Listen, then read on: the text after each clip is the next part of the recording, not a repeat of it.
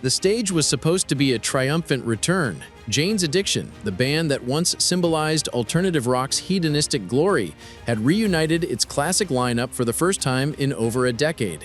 Fans packed Boston's MGM Music Hall in September 2024, hoping to relive the thrill.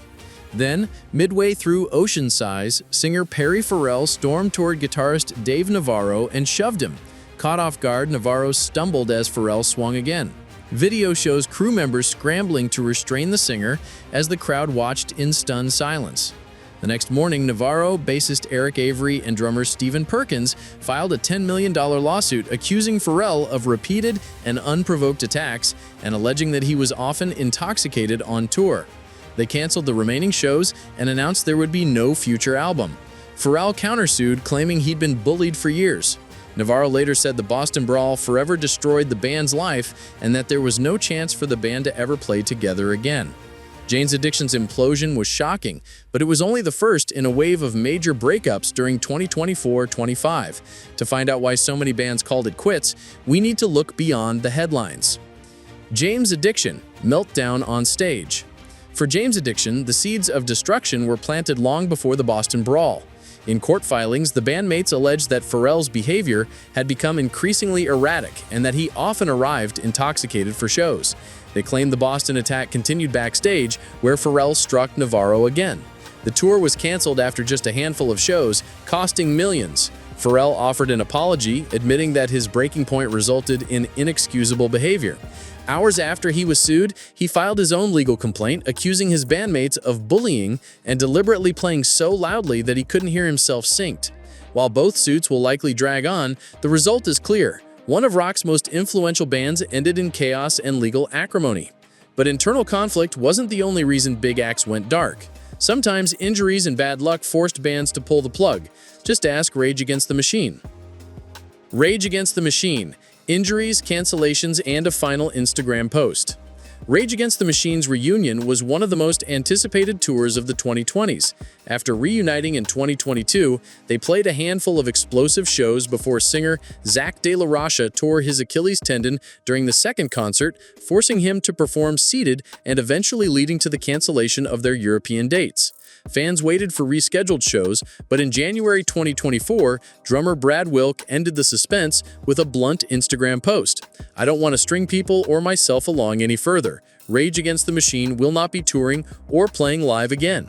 He apologized to those hoping for more shows and thanked supporters from the bottom of his heart. The announcement followed bassist Tim Comerford's public battle with prostate cancer and growing friction within the band. Guitarist Tom Morello reinforced the finality during their Rock and Roll Hall of Fame induction, urging fans to carry on the band's mission themselves. With health issues and personal differences compounding, Rage's defiant roar fell silent. While injuries derailed Rage, another band bowed out voluntarily, because its leader simply felt he had nothing left to give. Sum 41. Going out on a high note. Sum 41 spent nearly 3 decades pumping out pop-punk hits. When they announced their upcoming album, Heaven x Hell, in 2023, fans were thrilled, until frontman Derek Whibley revealed it would be their last. In interviews with Canada's CJY92, Whibley explained that after pouring 1,000% of his energy into Sum 41 since 10th grade, he realized he had little left. He said the music itself told him it should be a double album and a finale. Once the songs were finished, he felt it was time to focus on other projects. Whibley called Heaven x Hell the best record we've ever made, and said the current lineup was the band at its peak. Rather than fizzle out, Sum 41 decided to end on a high with a farewell tour culminating in January 2025. While their breakup was amicable, the same couldn't be said for a Swedish punk outfit whose retirement was driven by a medical emergency. Refused. A farewell born from a heart attack. Swedish hardcore pioneers Refused have always moved on their own terms. After their 1998 split, they stunned fans by reuniting in 2012. Now, in 2024, they've announced it's over for good. Drummer David Sandstrom posted on social media that the band would play its final shows in North America and Sweden in 2025, then stopchasing.net. He explained that singer Dennis Lyxzén had recently suffered a heart attack, prompting the group to reassess their future, Chazine.net. The band, which released its last album, War on Falsehood, in 2019, decided that ending with a few celebratory gigs was better than risking further health crises. Refused's farewell underscores how fragile the touring lifestyle can be, even for musicians whose music is all about defiance. Health also played a role in the next split, though it manifested as burnout from decades on the road. NOFX, 4 decades, a tired frontman, and a new chapter.